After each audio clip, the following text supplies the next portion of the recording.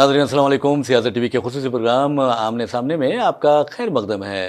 मैं मोहम्मद रियाज अहमद और आप अच्छी तरह जानते हैं कि किस तरह हम इस प्रोग्राम में गैर मामूली शख्सियतों को, एक्स्ट्राऑर्डिनरी जो पर्सनैलिटीज़ हैं, उन्हें मदऊ करते हैं। आप ये भी अच्छी तरह जानते हैं कि हमारे इस प्रोग्राम का हिस्सा जहाँ उलमा व मशाइखीन बनते हैं, वहीं पर दानिश्वर और सियासतदानों से लेकर खिलाड़ियों से लेकर आप देखेंगे कि डॉक्टर्स और वुकला, इंजीनियर्स तमाम के तमाम इस प्रोग्राम का हिस्सा बनते हैं। और ख़ास तौर पर हम इस प्रोग्राम में ऐसी शख्सियतों को मदऊ करते हैं जिनका माशरे पर गहरा असर होता है या वो असरअंदाज हो सकते हैं। तो बहरहाल नाज़रीन, इस प्रोग्राम में आपने देखा कि हमेशा से हमने जहाँ पर बुज़ुर्गों को उन्हें मदऊ किया है, वहीं पर नौजवानों को भी मदऊ करते हुए आपसे मुलाकात करवाते हैं, ऐसे नौजवानों को जो माशरे के लिए कुछ करना चाहते हैं और कुछ कर भी रहे हैं। तो बहरहाल आज जो हमारे मेहमान हैं आज के, वो कोई यानी बुज़ुर्ग शख्सियत नहीं है, बल्कि एक नौजवान है जिसकी उम्र सिर्फ 19 साल है। और आपको बता दूं कि 19 साल में वो लोगों को 90 साल के मशवरे देता है। मेरी मुराद है मोहम्मद दानिश से।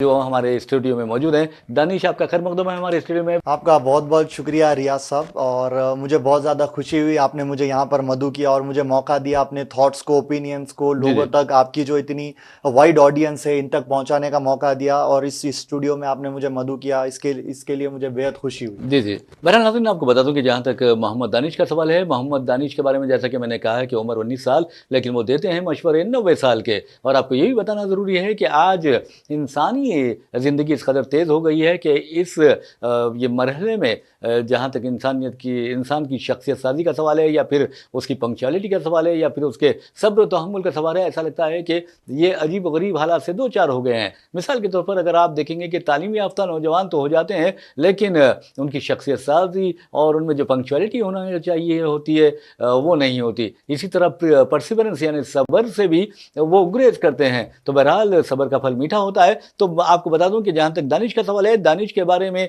एक अहम बात यह है कि वो मोटिवेशनल स्पीकर हैं। उनकी एक किताब है और वो किताब है 18 ईयर ओल्ड 80 ईयर एडवाइस।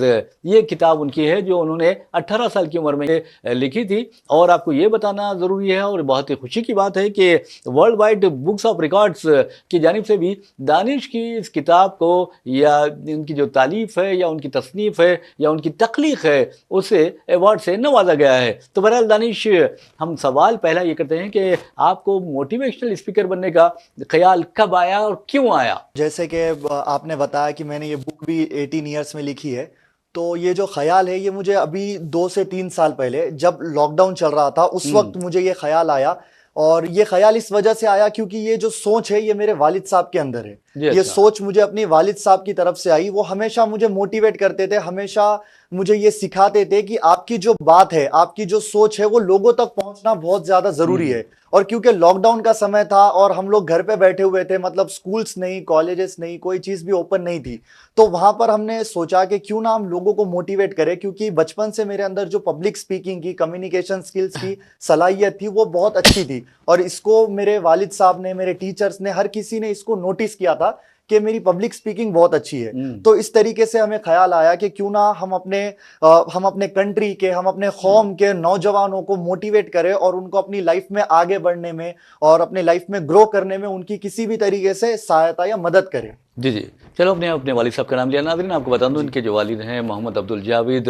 और आप अंदाज़ा कीजिए कि जिस तरह दानिश ने बताया है कि वो अपने वालिद साहब के ख़यालात से, उनके नज़रियात से, उनकी सोच व फ़िक्र से और उनकी दानिश से बहुत ज़्यादा मुतासिर हुए हैं। तो बहरहाल ये जो दानिश है दरअसल मोहम्मद अब्दुल जावेद के दानिश है। तो बहरहाल आप अंदाज़ा कीजिए कि किस तरह एक लड़का लोगों को मोटिवेट करने की कोशिश कर रहा है। तो बहरहाल आप दानिश ये बताइए कि अब तक आपने कितने यानी कॉन्फ्रेंस मुनक़िद की, सेमिनार्स में हिस्सा लिया, सिम्पोजियम में हिस्सा लिया, और मोटिवेशनल स्पीकर के तौर पर कितने मुकामात पर आपने खिताब किया?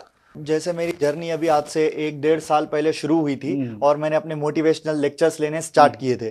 तो मैंने अभी तक टोटल 10,000 प्लस स्टूडेंट्स को मोटिवेट किया है, अलग अलग कॉलेजेस के अंदर, अलग अलग स्कूल्स के अंदर। वहां पर हमारे सेमिनार्स हुआ करते, तो वहां पर मैं जाता हूं, लोगों को, स्टूडेंट्स को। ज्यादातर मेरा ये फोकस रहता है कि मैं जो यूथ है उनको ज्यादा से ज्यादा टारगेट करूं, क्योंकि वो हमारे कौम के, हमारे कंट्री के बैकबोन है। और मैं चाहता हूं कि ये बैकबोन जितनी ज्यादा स्ट्रांग बन सके उतना ज्यादा मैं उनको बनाने की कोशिश करूं। तो मैंने अभी तक 10,000 प्लस स्टूडेंट्स को मोटिवेट किया है। और इसके अलावा हम वीडियोस यूट्यूब के ऊपर बनाते हैं, और इसके साथ साथ हम लोग इंस्टाग्राम पे, फेसबुक पे, तमाम चैनल्स पर वीडियो बनाकर भी यूथ तक पहुंचने की, अपनी बात पहुंचाने की कोशिश करते हैं। जी जी जी। आप एक बताइए कि इंसान की ज़िंदगी में जो कामयाबी का राज होता है या कामयाबी के जो असबाब होते हैं, या आप देखेंगे वजह बनती है कामयाबी के, वो क्या वजूहत हैं, वो क्या राज है? मुझे लगता है सबसे पहली वजह, तमाम वजूहत तो वैसे बहुत सारी होती है, लेकिन सबसे पहली वजह मुझे ये लगती है कि कामयाब होने के लिए कामयाबी की भूख होना सबसे पहले बहुत ज्यादा जरूरी है। कि और मैंने अपने बुक के अंदर भी 18 ईयर ओल्ड 80 ईयर एडवाइस के अंदर इसका जिक्र किया है, जिसको डिजायर कहते हैं, इंग्लिश में जिसे डिजायर कहते हैं, ख्वाहिश। कामयाब होने की भूख, कामयाब होने की ख्वाहिश सबसे पहले बहुत ज्यादा जरूरी है। अगर आपको ये अंदर से आपके आवाज आती है कि मुझे कामयाब होना है, मुझे कोई चीज करना है, अपने कौम के लिए कुछ करना है, अपने वालिदैन के लिए कुछ करना है, या मैं अपने सिबलिंग्स के लिए कुछ करना चाहता हूं, अपने कंट्री के लिए कुछ करना चाहता हूं, तो ये चीजें की डिजायर अगर आपके अंदर होती है, तब जाके आप किसी चीज के ऊपर काम करना शुरू कर पाते हैं। तो डिजायर होना सबसे पहले बहुत ज्यादा जरूरी है। लेकिन अक्सर कहा जाता है कि डिजायर से ज्यादा जुनून होना चाहिए इंसान में। जी, लेकिन जो शुरुआती चीज होती है वो डिजायर होती है। डिजायर के बाद आपके अंदर जुनून जरूर होना चाहिए, क्योंकि जुनून अगर नहीं होगा तो आप, छोटी सी मुश्किलें भी आएंगी तो आप वहां पर आप हार जाएंगे, उसके आगे आप नहीं बढ़ पाएंगे। अगर आपके पास जुनून होगा, अगर आपके पास कोई चीज करने का पैशन होगा, तो आप उस चीज को इस तरीके से देखोगे और सारे मुश्किलों को आप पार कर जाओगे उसको पाने के लिए। जी जी जी। अच्छा, आप ये बताइए कि जिस तरह के आपने ये कहा है कि ये सफ़र जिस तरह शुरू आपने किया है, और किताब जो आपने लिखी है वो कैसे ख्याल आया? जी, जैसे मैं अपने मोटिवेशनल स्पीचेस दे रहा था और अपने टॉक्स में डिलीवर कर रहा था, लेकिन इसके साथ साथ मेरी जो राइटिंग स्किल्स थी वो भी इम्प्रूव होती चली जा रही थी। क्योंकि मैं यूपीएससी के भी लिए प्रिपेयर करता हूं, तो उससे मेरी राइटिंग स्किल्स भी बहुत ज्यादा इम्प्रूव हो रही थी। तो मैंने सोचा कि अपनी जो बात है वो लोगों तक पहुंचाने का बुक भी एक बहुत बेहतर जरिया है, क्योंकि बुक के अंदर मैं सारी डिटेल को एक ही जगह जमा करके लिख सकता हूं और एक थॉट प्रोसेस को कंटिन्यू कर सकता हूं। अगर कोई फर्स्ट चैप्टर से पढ़ रहा है तो उसको मैं 15th चैप्टर तक एक ही थॉट प्रोसेस के साथ, उसको एक पूरे मेथोडोलॉजी के साथ लेकर जा सकता हूं, और उसको उसकी जो सोच है वो बदल सकता हूं, उसके ग्रोथ में हेल्प कर सकता हूं। तो इस वजह से मुझे ये ख्याल आया कि क्यों ना एक बुक लिखा जाए जिससे नौजवानों की मदद हो सके। अगर वो सोचे कि हमें कुछ करना है और उनको करने के लिए कोई एक बुक पढ़नी पड़े, तो मैं कहता हूं अगर वो ये बुक पढ़ लेते हैं तो वो अपनी जिंदगी के बेसिक चीजें हैं वो क्लियर आउट कर सकते हैं। बहरहाल नाज़रीन, आपको बता दूं कि जहाँ तक दानिश का सवाल है, दानिश की जो किताब है उससे आप देखेंगे तो 15 जो मज़ामीन है, 15 सब्जेक्ट है या जो टॉपिक्स हैं उसका उन्होंने अहाता किया है। लेकिन एक बात, जब आप किताब देखेंगे, दानिश की ये दानिश की किताब है, और जब आप ये किताब देखेंगे तो आपको पता चलेगा कि इसके औराक जब पलटाएंगे तो आपको महसूस होगा कि एक मुकाम पर जहाँ पर डेडिकेट करने का सवाल है, तो इस किताब को उन्होंने डेडिकेट किसको किया होगा आप अंदाज़ा कीजिए। और मैं समझता हूँ कि आप सोच भी रहे होंगे कि उन्होंने उनके वालिदैन को ये किताब डेडिकेट की है, अपने दोस्त अहबाब को ये किताब डेडिकेट की है। अगर ऐसा आप सोच रहे हैं तो आप भी ठीक हैं, लेकिन जहाँ तक मेरा सवाल है, मैंने देखा कि उन्होंने अपने माँ बाप का जिक्र नहीं किया है, लेकिन परी और जावा का जिक्र किया है। तो अब हम सब पूछते हैं कि आखिर ये परी कौन है और उसका जावा कौन है? जी, जावा मेरे वालिद साहब का पेट नेम है। अच्छा। और मेरे वालिद साहब, मेरे जो दादा हजरत है, मरहूम दादा हजरत, वो मेरे वालिद साहब को प्यार से जावा बुलाया करते थे। तो वो मेरे वालिद साहब का पेट नेम है, इस वजह से मैंने उनका पेट नेम यहाँ पर लिखा है। क्योंकि इसकी जो इन्फ्लुएंस मेरे अंदर आया है ये करने का, ये मेरे वालिद साहब के थ्रू आया है। इस वजह से उनका नाम जावा। और परी जिसमें मैंने लिखा है, ये मेरी वालिदा का नाम है, कहते हैं निक नेम जिसे बेसिकली कहा जाता है। तो ये मेरे वालिदा का, और वो भी मेरी इस कामयाबी के सफर में, या जो चीज के लिए मैं हासिल कर रहा हूँ इसके सफर में, वो मेरी बैकबोन है। हर चीज को संवारने में, हर चीज को ब्यूटीफाई करने में मेरे वालिदा का एक बहुत बड़ा रोल रहता है। बहुत ही प्यारी बात बताई हुई है। बहरहाल नाज़रीन, आपको बता दूं कि जहाँ तक वालिदैन का सवाल होता है, माँ बाप का सवाल होता है, तो औलाद को सजाने, संवारने और निखारने में, खासतौर पर उनके जो कैरियर को सजाते हैं, संवारते हैं, निखारते हैं, उसमें वालिदैन का सबसे अहम किरदार होता है। वैसे भी नाज़रीन, आप अंदाज़ा कर सकते हैं कि जहाँ तक वालिदैन है, वालिदैन के बारे में कहा जाता है कि दुनिया के में अगर कोई आपसे हसद नहीं कर सकता तो वो आपके वालिदैन होते हैं। और हद तो ये है कि अगर बच्चे पर कोई बुरा वक्त आता है तो माँ आगे बढ़कर उस यानी हादसे को भी अपने सीने से लगा लेती है, लेकिन अपने औलाद को बचाती है। इसी तरह बाप का भी हाल होता है। लेकिन एक बात मैंने आपकी गुफ्तगू में महसूस की है कि आप बार बार अपने वालिद का नाम ले रहे हैं। अक्सर किसी से कहा जाता है कि आपकी ज़िंदगी में किसका मुकाम बहुत ज़्यादा अहम है, तो हर कोई ये कहता है माँ, लेकिन आपने बाप से शुरू किया है, वजह? जी जी, मेरे वालिदैन का दोनों का मुकाम मेरी ज़िंदगी में बराबर है। जी जी। लेकिन जहाँ तक ताल्लुक है इस जर्नी का और मोटिवेशनल स्पीकिंग के अंदर आने का या फिर इस किताब को लिखने का, तो ये मेरे वालिद से इन्फ्लुएंस सबसे ज़्यादा आता है, क्योंकि मेरे वालिद साहब हमेशा ही मुझे मोटिवेट करते हैं और उनका एक थॉट प्रोसेस हमेशा से रहा है। जब जब से हम छोटे हुआ करते थे तब से हमारी परवरिश इसी तरीके से हुई है कि हम जिंदगी में कुछ कामयाबी की तरफ बढ़ सके। क्योंकि अक्सर अब आजकल ये देखा जाता है कि मैं तो कहूँगा ना सिर्फ मुसलमान घरानों में बल्कि किसी भी घरानों में अभी आजकल ये देखा जाता है कि बहुत कम लोग ऐसे हैं जो कामयाबी की तरफ बात करते हैं, बहुत कम लोग ऐसे हैं जो कौम के लिए कुछ करने के लिए बात करते हैं, बहुत कम लोग ऐसे हैं जो कुछ पाना चाहते हैं, जो कुछ करना चाहते हैं, जो आगे बढ़ना चाहते हैं। लेकिन मैक्सिमम लोग बस अपनी जिंदगी गुजार रहे हैं और अपनी जिंदगी से कोई उनके गोल्स नहीं है, कोई एम्स नहीं है, कोई चीज नहीं है। लेकिन हमारे वालिद साहब ने हमें बचपन से एक एम दिया है, एक गोल दिया है और हर चीज के अंदर उन्होंने हमें ये मोटिवेट किया है, हर चीज के अंदर उन्होंने हमें बढ़ावा दिया है कि आप बेटा ये कीजिए, हम आपके साथ हैं। और इसी तरीके से मेरी वालिदा भी, वो भी हर चीज में हमारा साथ देती है और हर चीज में हम जैसे कि मैंने कहा आपको, वो निखारती है हर चीज को। बिल्कुल, आपने सही कहा। बहरहाल नाज़रीन, आपको बता दूं कि जहाँ तक हमारे प्यारे नबी सल्लल्लाहु अलैहि वसल्लम का सवाल है, प्यारे नबी सल्लल्लाहु अलैहि वसल्लम की एक हदीस पाक भी है कि किसी साहबी ने आप सल्लल्लाहु अलैहि वसल्लम से पूछा कि या रसूलल्लाह सल्लल्लाहु अलैहि वसल्लम, मेरे हुस्न अखलाक की हकदार कौन है? तो आप सल्लल्लाहु अलैहि वसल्लम ने फरमाया, तुम्हारी माँ, तुम्हारी माँ, तुम्हारी माँ और फिर तुम्हारा बाप। तो हम अंदाज़ा कीजिए कि माँ का मुकाम क्या होता है, उसका मर्तबा क्या होता है और बाप का मुकाम और मर्तबा क्या होता है। लेकिन एक बात ज़रूर है कि दीन इस्लाम में जिस तरह माँ बाप की फर्मा बरदारी पर जोर दिया गया है, तमाम मज़ाहिब में माँ बाप को अहमियत दी गई है। तो बहरहाल जहाँ तक माँ बाप का सवाल है, यकीन मानिए कि अपनी औलाद को आगे बढ़ाने में, उनके तालीमी सफ़र हो या उनका की ज़िंदगी का सफ़र हो, उसे आगे बढ़ाने में या उनकी ज़िंदगी के को आगे बढ़ाने में ये बहुत अहम किरदार अदा करते हैं। इसमें कोई शक व शुबे की गुंजाइश नहीं है। लेकिन एक बात हम आपसे पूछते हैं कि जिस अंदाज में आपने बताया कि माँ बाप ने तो रहनुमाई की है, अब फिल वक्त आप क्या कर रहे हैं? अपने तालीमी सफ़र के बारे में बताएं। जी, इस वक्त मैं अपने यूपीएससी की प्रिपरेशन कर रहा हूँ। इस वक्त मैं डिग्री में हूँ, कॉमर्स से डिग्री परसीव कर रहा हूँ और साथ साथ में यूपीएससी के लिए, यूनियन पब्लिक सर्विस कमीशन के जो यूपीएससी के एग्जाम्स होते हैं, आईएएस आईपीएस पोस्ट के लिए सिलेक्शन होती है, उसके लिए मैं प्रिपेयर कर रहा हूँ इस वक्त। और ये मेरा प्रोफेशनल जो स्टडीज है वो यूपीएससी के लिए मेरी चल रही है। जी जी। अच्छा, ये बताइए कि जहाँ तक मुस्लिम आबादी का सवाल है या फिर मुस्लिम बच्चों का सवाल है, तालीमी लिहाज से मैं बात कर रहा हूँ, उनका मौक़िफ़ क्या है या उनका पोजीशन क्या है? हाँ, तालीम के बारे में मुसलमानों का वहाँ क्या हाल है? तो इस वक्त पोजीशन ये है कि बहुत सारे नौजवान ऐसे हैं जो अभी भी अपने वक्त को बर्बाद कर रहे हैं। लेकिन अगर पहले से अगर देखा जाए, कंपेयर किया जाए, तो पहले से अभी पोजीशन बहुत ज्यादा बेटर होती जा रही है, क्योंकि लोगों में इल्म आ रहा है, लोगों में नॉलेज आ रहा है, नॉलेज उन तक पहुंच रहा है और लोग ज्यादा से ज्यादा एजुकेशन प्रिफर करना चाह रहे हैं और एजुकेशन की तरफ बढ़कर अपनी जिंदगी को बदलने की कोशिश करना हर कोई चाह रहा है इस वक्त। जी जी जी।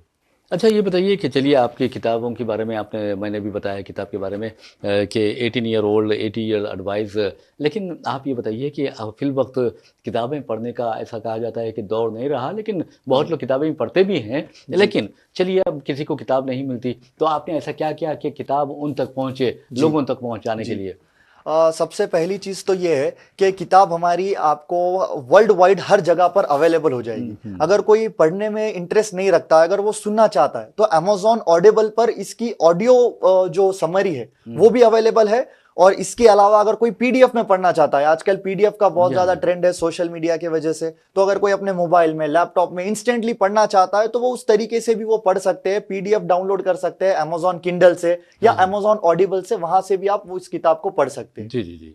तो बहुत अच्छी बात है। वैसे भी नाज़रीन, आपको बता दूं कि जहाँ तक माँ बाप की बात तो हमने कर ली है, लेकिन अक्सर देखा यह जाता है कि माँ बाप के अलावा जो असातिज़ा होते हैं, यानी तालिब इल्म की या बच्चों की जो ज़िंदगी है उसे अहम मोड़ देने में उनका भी अहम किरदार होता है। तो आप ये बताइए कि कौन से ऐसे टीचर्स आपके हैं जिन्होंने आप पर बहुत ज़्यादा असर डाला है? हमारे स्कूल्स में ऐसे बहुत सारे टीचर्स हैं और हमारे कॉलेजेस में ऐसे बहुत सारे टीचर्स हैं जो हमेशा ही इस चीज़ में आगे बढ़ने के लिए मोटिवेट करते हैं। पहले ऐसा हुआ करता था कि जब मैंने ये स्टार्ट किया था तो बहुत सारे लोग क्रिटिसाइज करते थे, बहुत सारे लोग ऐतराज जताते थे कि ये तुम किस फील्ड में जा रहे हो, क्योंकि देखा जाता है कि हर कोई या तो कोई इंजीनियर बनना चाह रहा है, डॉक्टर बनना चाह रहा है, या कोई ऐसी चुनिंदा फील्ड्स है जहां पर हर जी, कोई जी। आगे बढ़ना चाहता है। जी, जी। तो ये कुछ यूनिक चीज पहले जब लोग देखते थे तो थोड़ा सा ऐतराज जताते थे कि आप ये किस फील्ड में जा रहे हो। लेकिन जब हम इसमें आगे बढ़ते चले गए और हमारे कुछ लेक्चर्स होने लगे और बहुत सारे अवार्ड्स मिलने लगे, और इसके अलावा जो गवर्नमेंट ऑफ तेलंगाना उन्होंने भी हमें रिकॉग्नाइज किया था,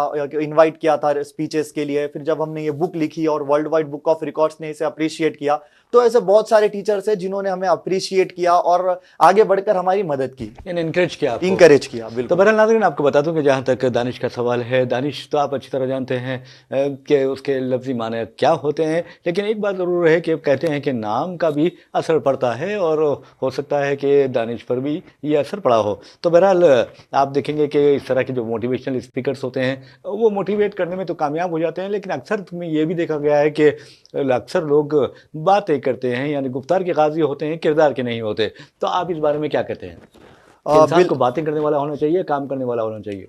बिल्कुल, आपने बिल्कुल सही फरमाया, क्योंकि अभी ऐसे बहुत सारे लोग आपके नज़र में आ रहे होंगे कि जो सिर्फ बातें करते हैं, जो सिर्फ बोलते हैं, और उनका जो बैकग्राउंड होता है या वो जो खुद कर रहे हैं तो उसमें वो उनका अक्सर जीरो होता है। जी। लेकिन देखा ये जा रहा है कि अभी अगर आप किसी चीज को आप बयान कर रहे हैं लोगों के सामने, अगर आप कोई चीज बता रहे हो, तो लोग भी आजकल बहुत ज्यादा, ऑडियंस जो है वो बहुत ज्यादा ज़हीन हो चुकी है। ऑडियंस भी परख लेती है कि कौन सा इंसान सिर्फ बातें करने वाला है और कौन सा इंसान वाकई में कुछ कर रहा है और अपनी जिंदगी को बदल रहा है और दूसरे की जिंदगी को बदलने की या उनकी जिंदगी में कुछ वैल्यू ऐड करने की काबिलियत रखता है। तो ऑडियंस भी इस चीज को समझ चुकी है। लेकिन रहा सवाल लोगों को सिर्फ बोलते रहना और अपनी जिंदगी में कुछ नहीं करना, ये ऐसे लोग बहुत आगे तक जा नहीं सकते। बहरहाल दानिश, आपने बहुत अच्छी बात की है कि कई लोगों ने आपकी हौसला अफजाई की है। पहले तो आपने अपने वालिदैन का भी नाम लिया है। जब आप दफ्तर रोज़नामा सियासत पहुंचे, तो वहाँ सबसे पहले आपकी मुलाकात किससे हुई? सबसे पहली मेरी मुलाकात आमिर अली खान साहब से हुई, और उनसे मुलाकात करके मुझे बेहद दिल से बहुत ज़्यादा खुशी हुई, क्योंकि उन्होंने जैसे ही मेरी बात सुनी और जैसे ही उन्होंने मुझसे बात किया, अपना वक्त उन्होंने मुझे सबसे पहले तो दिया और मेरी बात सुनी, उसके लिए मैं उनका बहुत ज़्यादा शुक्रिया अदा करना चाहता हूं। और उन्होंने बहुत ज़्यादा इंकरेज किया, उन्होंने मेरी जो बुक है उसको देखा, और जो world wide book of records है उसको उन्होंने पर्सनली लॉन्च किया बुक को, और उन्होंने बहुत ज़्यादा हौसला अफजाई की आगे बढ़ने के लिए, मुझे बहुत ज़्यादा इंकरेज किया। तो मैं आमिर अली खान साहब का बहुत ज़्यादा शुक्रगुजार हूँ, और साथ साथ में सियासत टीवी का, पूरी टीम का और आपका। जी, जी। आपने मुझे यहाँ पर मदऊ किया और मुझे ये मौका दिया अपनी बात आपके व्यूवर्स तक पहुँचाने के लिए। चलिए, ये बताइए कि अक्सर लोग मुतासिर होते हैं दूसरे शख्सियतों से। कोई कहता है कि मैं डॉक्टर एपीजे अब्दुल कलाम से मुतासिर हूँ, कोई कहता जी है कि टीपू सुल्तान को मैं अपना आइडियल मानता जी। हूँ। तो बहरहाल इस तरह की बहुत चीज़ें कही जाती हैं। लेकिन आप ये बताइए कि मोटिवेशनल स्पीकर्स का जहाँ तक सवाल है, तो आप किस मोटिवेशनल स्पीकर से मुतासिर हुए हैं? मैं सबसे ज़्यादा जो मोटिवेशनल स्पीकर है और दुनिया के सबसे बड़े टीचर है, हम्म।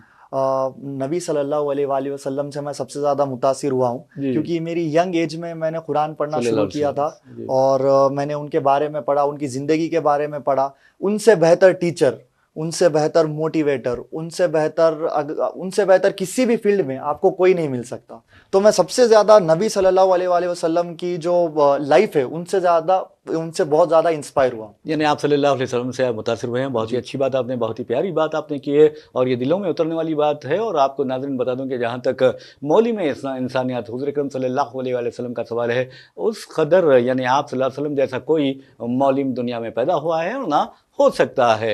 वैसे भी नाज़रीन, आपको बता दूं कि प्यारे नबी सल्लल्लाहु अलैहि वसल्लम के हर लफ्ज़, हर जो हदीस होती है का जो जुमले होते हैं, हदीस होती है, या उनका आप सल्लल्लाहु अलैहि वसल्लम के ज़बान मुबारक से निकलने वाला एक लफ्ज़ भी होता है, तो सहाबा उसे अपने अज़ान व क़ुलूब में उतार लिया करते थे। और दानिश ने बहुत अच्छी बात कही है कि हर इंसान का, मैं तो कहता हूँ कि हर इंसान का, सिर्फ मुसलमानों का नहीं बल्कि हर इंसान का जो आइडियल है वो हुज़ूर अकरम सल्लल्लाहु अलैहि वसल्लम ही सल्लल्लाहु होना अलैहि चाहिए। वसल्लम, बिल्कुल। क्योंकि आपने देखा कि आलमी सतह पर अगर आप देखेंगे, अक़वाम मुत्तहिदा देखेंगे या फिर कहीं और आलमी इदारों को देखेंगे, तो अगर वो प्यारे नबी सल्लल्लाहु अलैहि वसल्लम के खुतबे हज्जतुल विदा का अगर अपनाते हैं तो यकीन मानिए कि आज दुनिया में अमन ज़रूर होता। वरना आप बिल्कुल। देखेंगे कि किस तरह के हालात हैं।